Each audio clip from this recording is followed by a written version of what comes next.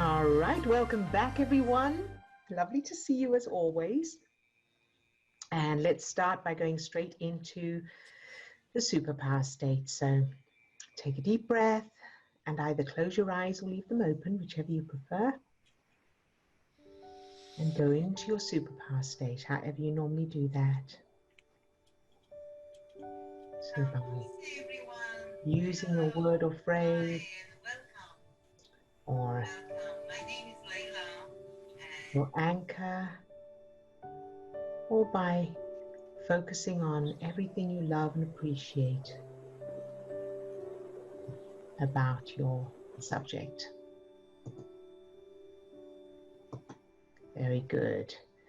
And then allow that light, that energy to shine out from your heart. Feel that opening in your heart, that expansion feeling in your chest.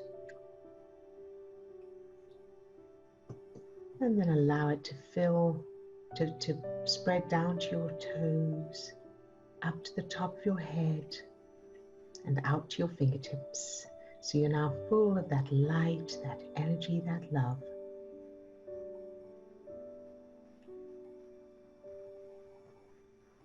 Very good.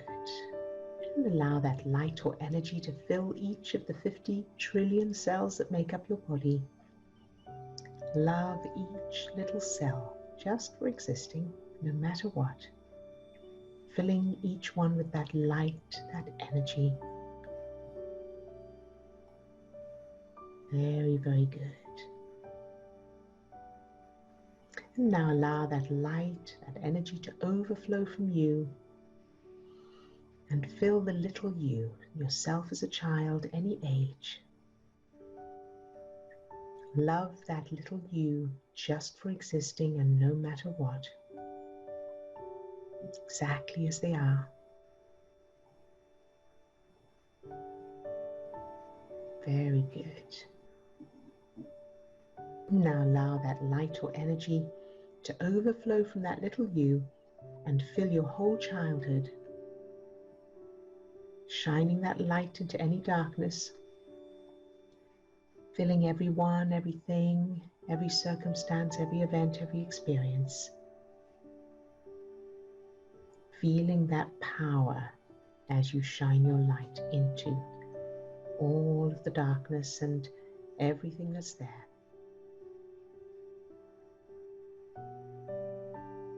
Very good. And now allow that light or energy to fill everyone who's on the call today. All those who are on camera, all those who are off camera today. Love each one just for existing.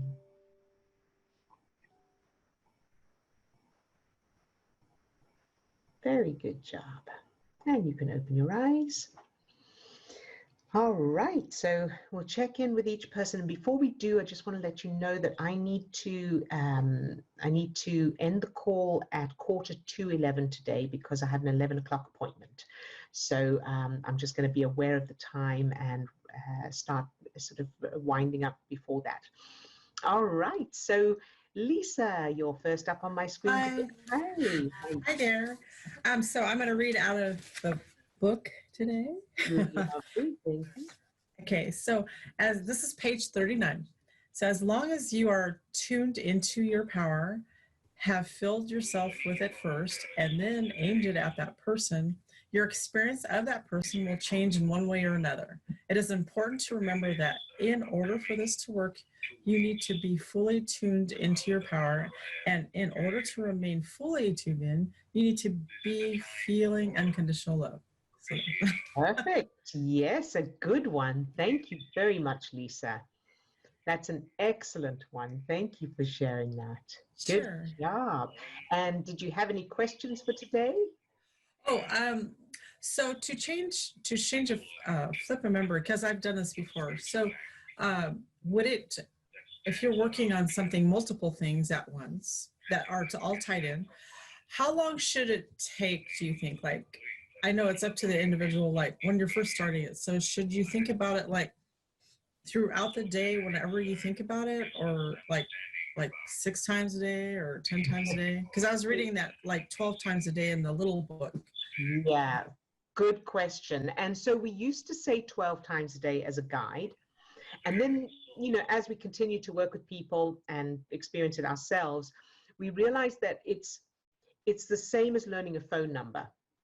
So however many times it takes for it to feel like it's there. So in other words, I'll give you an example. One of the memories I changed was from me being frightened of someone to me being excited because they came with a surprise. So now I kept practicing that memory, the excitement, and the surprise, and I added stuff to it. And then I knew that I'd done it enough when it came up spontaneously. Does that help? Yes, very good. Good job. Okay. Thank you. You're very welcome. Very welcome. All right. And then Swasti. Hi, Swasti. How are you today? I'm good, thank you. I just wanted to share something quickly because I thought it was really sweet. So the things that you say, like your work. So I tell my sister about it and like how your references view the world as it is. And today she went in her school lesson. They were talking about bullying and why people bully, and she said, people have childhood memories. That's why they bully. And she got like 10 credits for it, and nobody else was getting anything. She was like, "It's because of you I got this credit." Oh, fantastic. I told her, so thank you. Oh, that is fantastic. That's lovely to hear. Yeah, Good job, Swasti. Way to, spread the word. Yeah. And empowering your sister at the same time, and the bonus of credits. Fantastic. That's lovely and very sweet. So I had a question about the video the TED Talk yesterday. Oh, yes. So what do you think the balance is between doing things that make you happy versus like making what you do fun? Yes. So, and it's wonderful because I did a session last night, a group session with some people, and someone else had that similar sort of question. And so and I think I may be jumping to conclusions here. So her question was, what's the balance between being happy and still being able to set and achieve goals? But am I? Yeah, it's similar. Yep. Yeah. Okay.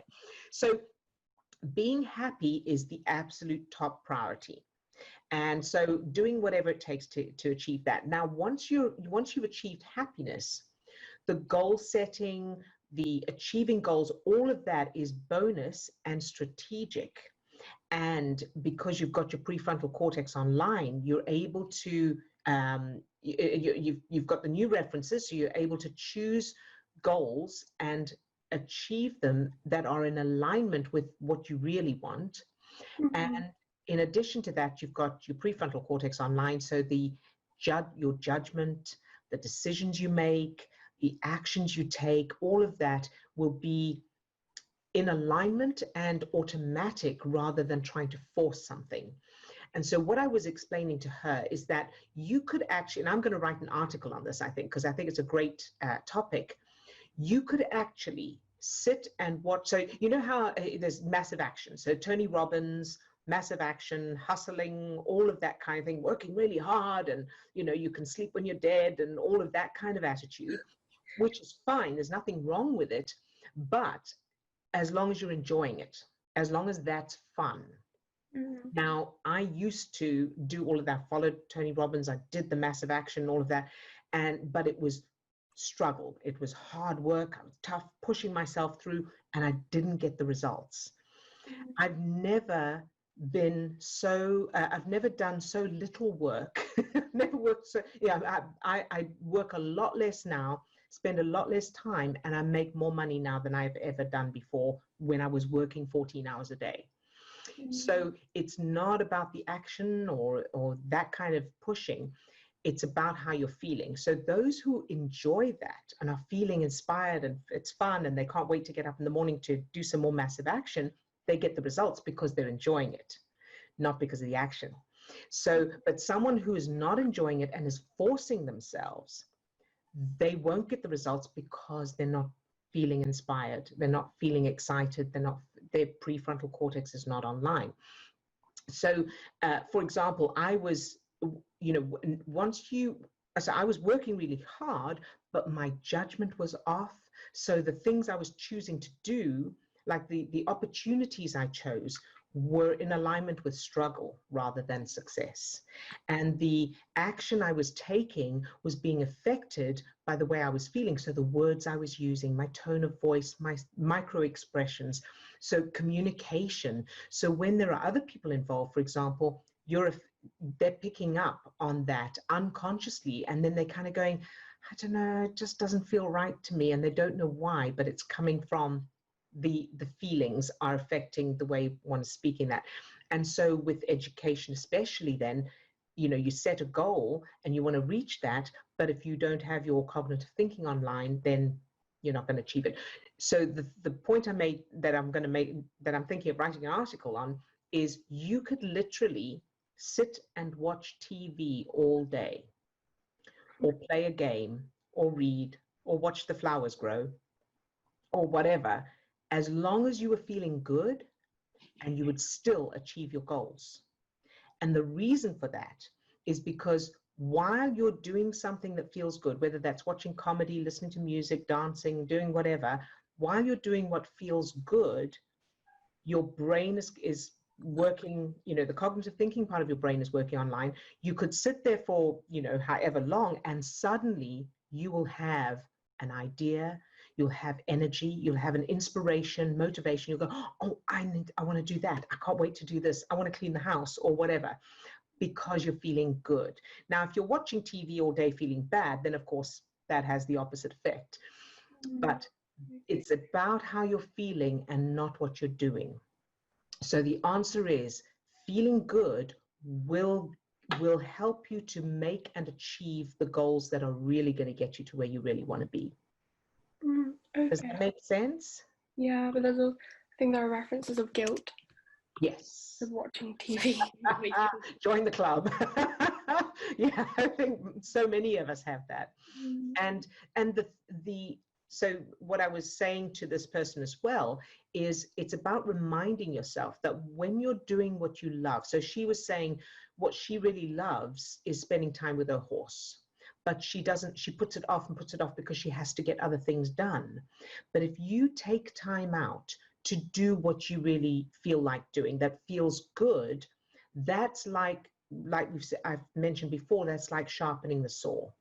Or, so if you think of it this way as well, if you went running in flip-flops, right? So you go running in flip-flops and you're not getting very far, and it's really hard and it's difficult, and you're trying to run faster, but you can't. Now, there's the compulsion to keep going. You don't want to stop. But if you stopped, went and put on your running shoes, then you'd be able to run much faster and quicker.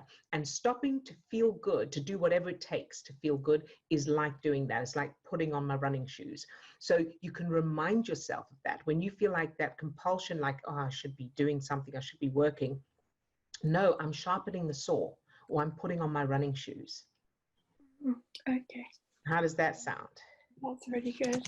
Good. And the other thing is I'm taking off the handbrake. I'm releasing the handbrake, because without the prefrontal cortex online, you can force yourself, you can push yourself, but it's not going to work, because it's like driving with the handbrake on, because you haven't got the access to that part of your brain. Okay. Yeah, it's really interesting. Does it help? It's pretty cool, especially the TED Talk way. Yeah. Yes. Did you enjoy it? Yeah. Very clever, isn't it? Very good. It was hilarious, and then Funny. Yeah. Yeah, it's really good. Good. And for anyone watching the recording or who's on the call today that wasn't on yesterday, we'll put a link to that TED Talk again in the description of this video for anyone who didn't see yesterday. Good job, Swasti. Thank you. You're very welcome, sweetie. And any other questions? No, I think there are some in the chat that might be helpful. All right. Thank you. Very good. All right. So let's have a look. The chat. A few weeks ago, I explained I had an accident, and it turned out I was in my right. Well, now the way I was not Oh, now they say I was not, and I'll have to pay for the damages, my insurance, and I'm gutted. Did it turn that way because I didn't feel good all the time, do you think? Okay, good question. So, and Odile, I do just want to direct your attention to a couple of messages later in that same feed. oh yes. And it says, I got it wrong. Sorry for my earlier message. I did read it the wrong way. Everything's fine. I'm still in my right, and I'll be reimbursed. Yay. So Lovely. you did some amazingly quick work there. I just want you to know that. Fantastic. Good job, Kara. So yeah, but I'm going to answer that question anyway, as if it was the other way. Because for anybody else who's experiencing that, and having experienced similar things myself, I'm going to remind everyone of that power phrase: I cannot create anything bad for myself. No matter what something looks like, even when something looks really bad, it has to turn out either good or nothing to worry about, as long as I don't wrestle with it or fight it or buy into it. So that situation could have turned out all kinds of different ways. So as it happens, the reading it, that's great, and of course that's about how your brain is interpreting something and filtering stuff out. But even if it had said that you had to pay, even if it had said it was your fault, what I would do then is go into that superpower, do whatever it takes, walk away from it if you need to, do something else, whatever it takes to get into the feel-good state, or use the allowing technique. So allow that feeling of the frustration, or it's not fair, or whatever, that the gutted. I'm gutted. Okay, so how do I know I'm gutted? How does that feel? Allow yourself to feel, focus on sensations, feel that feeling of gutted, and without giving it any meaning, allow those sensations to be there. And then step back from it, ask it if it needs anything, or go through the whole allowing technique, and then and reminding yourself you can't create bad. As long as you are staying in a state of unconditional love, and by staying, I don't mean you have to be in it all the time, but returning to it whenever you find yourself wandering off, and doing whatever it takes to feel good. You cannot create anything bad for yourself, even when it looks like it's bad. So it may be very convincing, but it has to turn out either good or nothing to worry about, as long as that's what you're choosing. That's the perspective you're choosing.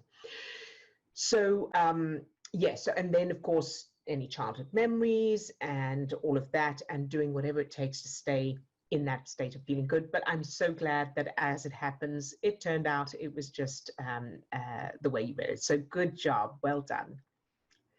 Very good. And the next one: do you have to have references of working in your past? I am working on changing and healing my previous work experiences, and instead of working, oh, it jumped. Where am I? And instead of working, can I just do something fun with those people from previous jobs and focus on the feel-good feelings, on the good feelings? I don't have to change it to another job. Is it my conscious mind that interrupts and says, well, that is weird, going every day somewhere to have fun? Because to the subconscious mind, you can have a full-time job in having fun. Absolutely, you are spot on there, Ilya, well done. So you're absolutely right. You can change those memories to doing anything. So having fun, swimming, parties, whatever would feel wonderful. And you can add to that by going, how do I want to feel in whatever I do now? Whether that's work or something else. How do I want to feel in my life right now? And whatever that is, create memories of that in whatever it is. So you could be, playing Monopoly or whatever, it doesn't matter. So it's the feeling that you're aiming for. And you're right that it is your conscious mind that's using logic there. Your subconscious can't use logic. So when those thoughts come up of that doesn't make sense, that's weird going somewhere every day to have fun, the answer to that is my subconscious doesn't know that. So it's okay. All right. So hope that answers your question. But let me know if you need more clarification. So Steve, what else have we got here? A question from Sylvie, and if there's time and if the connection's good, I think she is wanting to ask a question there. Sylvie, there you go, sweetie. I'm unmuted you. Hello. Hi, Sylvie. How are you? Hi. Hey. I'm fine. Can you hear me fine? Yes, indeed. Yes. I had a question. I'm doing a lot of work on my childhood memory, and I have there's a pattern when I'm looking for references for something I'm doing right now in my life. Meaning being judgmental about men, sabotaging my relationship, etc. When I look to, when I search for references in my childhood, I can't find any memory where I'm involved. I always find memory where it was my mother acting like that.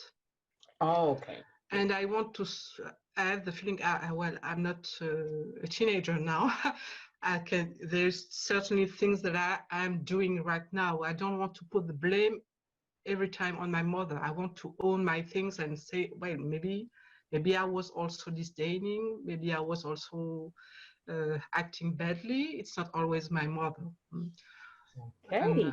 How can I how can I reconnect myself to my own responsibility in this kind of behavior? Very good question, Sylvie. Thank you so much for asking that. So a couple of things here. So first of all, the fact that your mum was judgmental and you were witnessing it rather than being involved is enough. So children learn from not only just experience but also from witnessing. That's how we learn how to be in the world. So we learn long before we have language. We learn from watching and absorbing and picking things up, and we model whoever's raising us.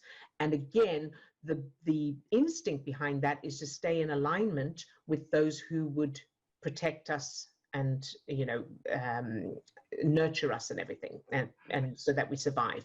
So it is from your mum, by the sounds of it. Now, the blame bit, this is never about blame. None of this work is ever about blame, because every single person, no matter what they're doing, no matter where they come from or what their childhood is, every person is always trying to feel better. And they're doing what they're doing based on their own programming. So your mum may have been like that, but it wasn't on purpose. It wasn't because she was trying to be, judgmental. It was an automatic programming from her childhood. So we're not blaming her at all. We're just going, okay, so that's where it comes from. Does that make sense so far? Yeah, it makes sense, really. I've done several due justice letters around that. I reinvented the childhood of my mother, of my grandmother, of my father, grandfather, etc. And I'm still stuck in something like that. Okay, so let's look at it. All right, so let's look at it. So when you say you're judgmental of men and you don't want to be, what happens like when let's say you in whatever way you're judging someone, and then what happens when you try not to judge them, or just before you judge them? What's the trigger there? The trigger is how can I explain that? My mother always told me men can't be trusted. Okay. You have to be financially independent. She There was a lot of problem between her and my father, but she stayed, and she always told me, men can't be trusted. You have to suffer as a woman. You can't. They can't be trusted. Right. And and I know that is not true. That it is not true. But I realize that in my relationship, I don't trust people. Yes, and that is so understandable. It makes so much sense because those are like warnings, right? And to the subconscious of that child that you were, it means life or death. So your subconscious took that to mean whatever you do not trust men because it's not safe. So every time you would think about trusting a man, your subconscious is pumping stress chemicals into your system to warn you, you may die. Okay, so let's look at, when you think of your childhood now, what's there of your parents? What's the first thing that comes to mind, memories of your parents? Any memories at all? I have a lot of nice memory now because I reinvented things. Yeah. Okay.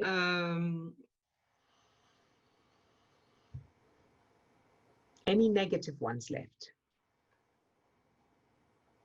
Oh, the biggest one was my mother bringing me in front of the house where my father had a mistress.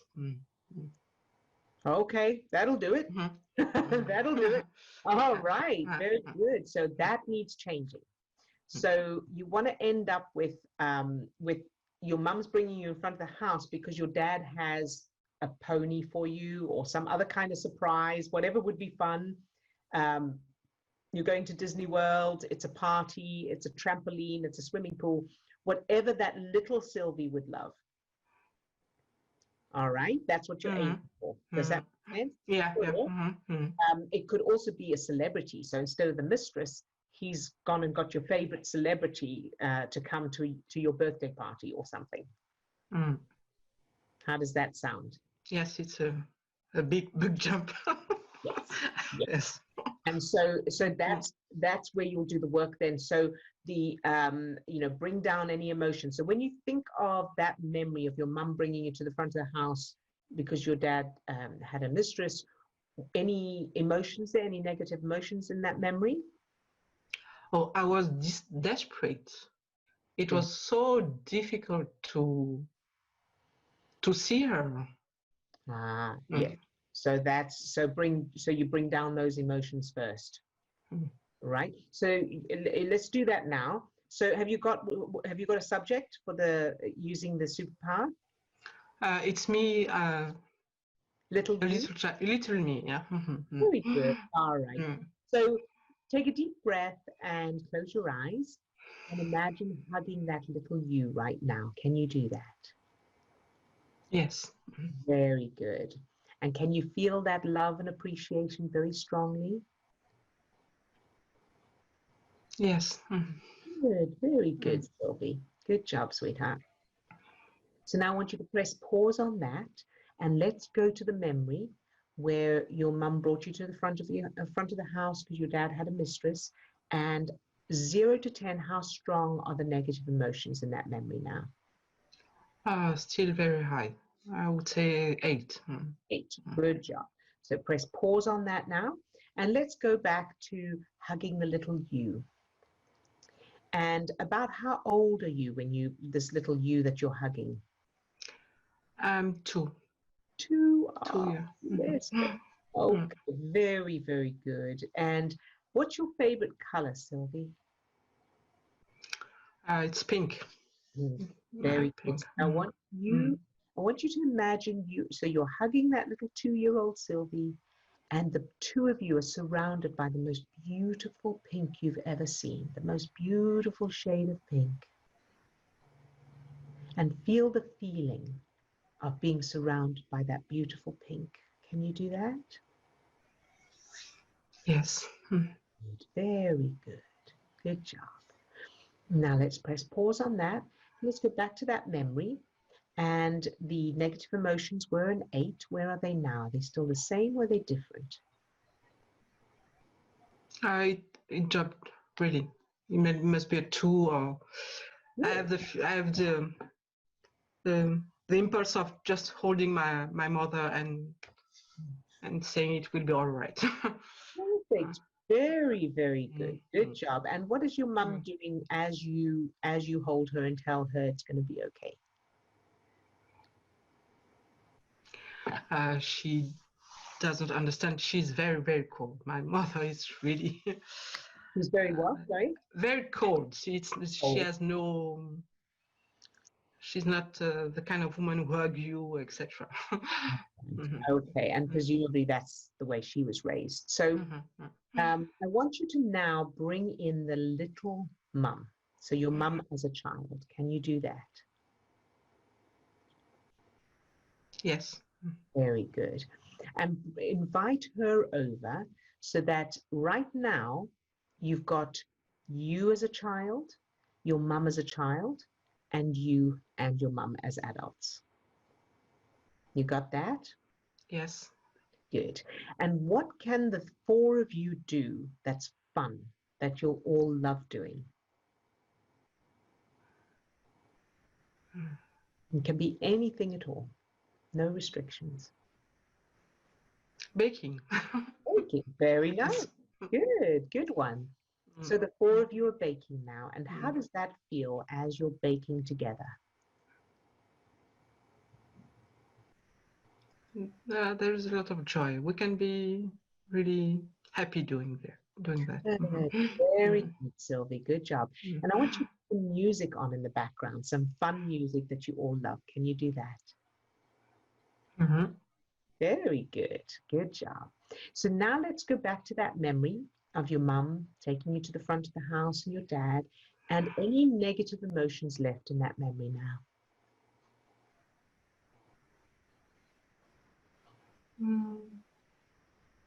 No, not really. Good. Very good. Not really. Now let's change it to something wonderful. Now your mum is taking you to the front of the house because your dad has a surprise. What's the surprise?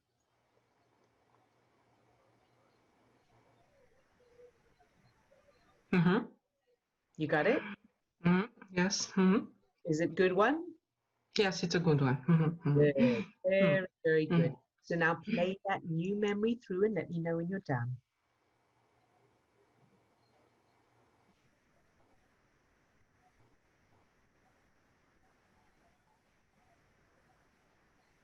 Yes. Good. Play it through again. Let me know when you're done.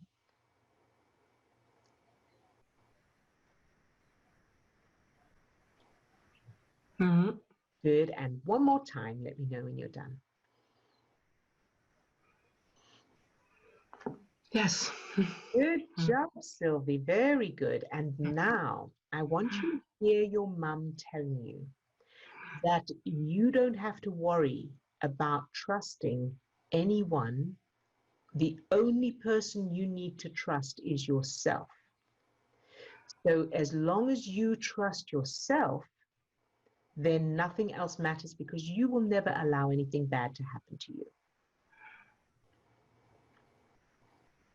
How does that sound? Yes, it's really different. Yes. Good. Empowering. And that's the truth for everybody. You don't need to trust other people. Because if you trust yourself, then your judgment and your instincts will be protecting you. So you'll automatically know who you can trust and who you don't, as long as you trust yourself. And you've changed those references, and you are in a state of feeling good. So you've got your prefrontal cortex online. Then you can trust yourself. Sound good? Yes. Yes. Good. Thanks a lot. You're very welcome. And now let me ask you one more thing. Now, when you think of men, what's there? I'm much calmer. It's a great relief. Yeah. Good. Very good. Yeah. And then, of course, practice that. Yes, to practice it. Yeah. Thank you, Sylvie, for sharing. Thank you. Thanks a lot. You're very welcome. Good job. All right. So, Steve, do we have the list of targets? And let's begin. Good job. All right. So, take a deep breath and either close your eyes or leave them open, whichever you prefer. And then go into that superpower state, however you normally do that. So, by repeating your word or phrase or using your anchor,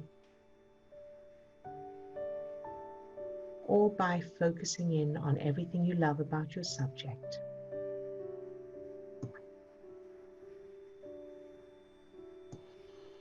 And then feel that expansion feeling in your chest, that opening of your heart, as that light, that energy shines out from you.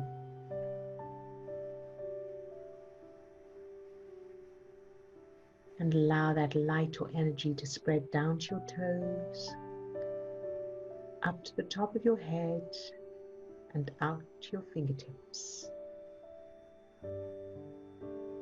So you're now full of that light, that energy, that love.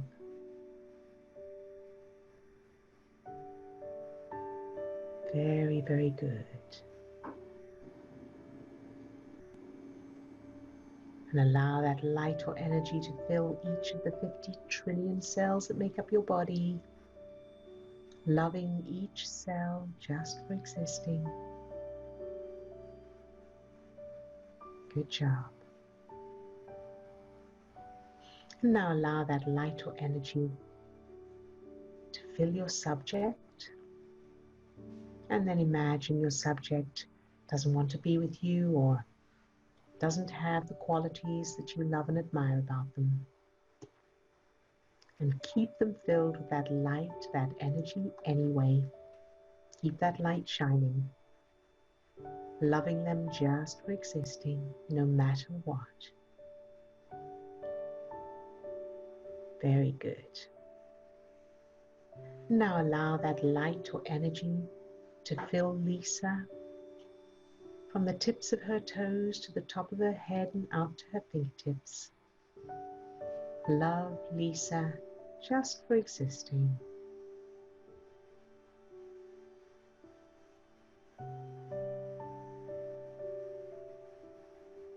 Very good. And now to Swasti. Fill Swasti with that light, that energy. From the tips of her toes to the top of her head and out to her fingertips. Love Swasti just for existing.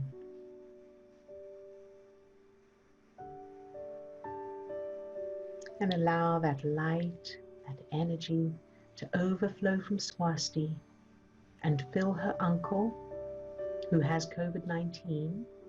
Fill him from the tips of his toes to the top of his head and out to his fingertips.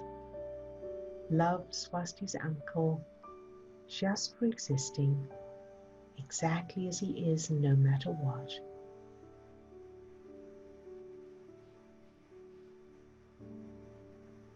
Very good. And allow that light, that energy to overflow from Swasti's uncle and fill his family, especially his parents who live with him.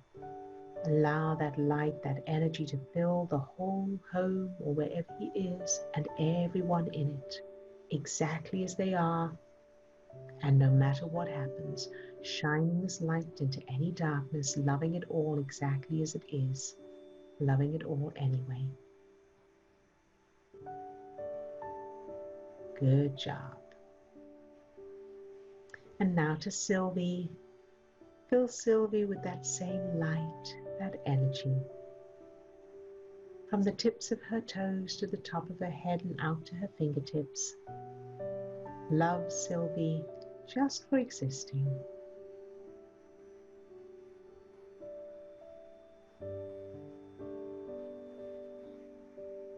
Very good. Good job. And now to everyone who's off camera today and all those who are watching the recording, fill each one with the same light, this energy, From the tips of their toes to the top of their head and out to their fingertips, love each one just for existing, no matter what.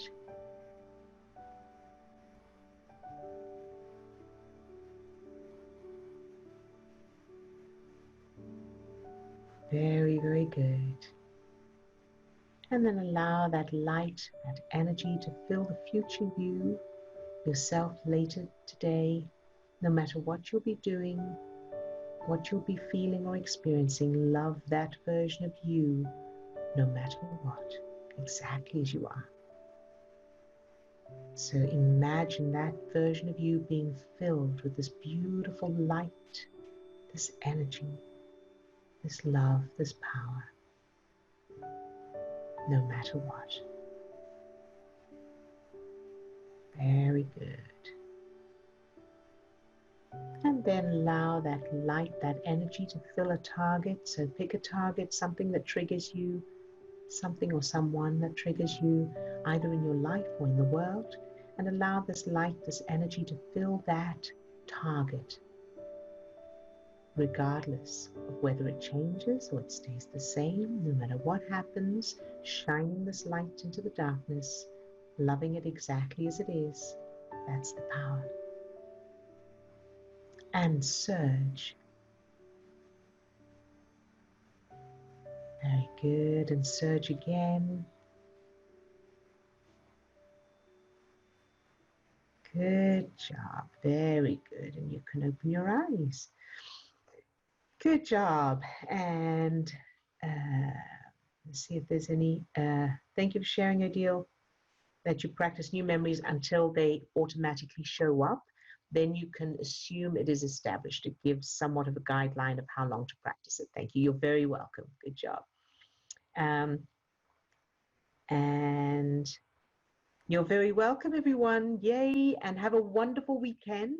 Keep practicing, of course, and sending you all lots of love. And we'll see you back here, same time, same place on Monday. I will do the new registration link as soon as I can, and I will send out an email to anybody who's registered for this week with the new, to let you know once it's up. And of course, it is on our website as well. I will place it on there. All right, everybody. Lots of love to all of you. Bye-bye now.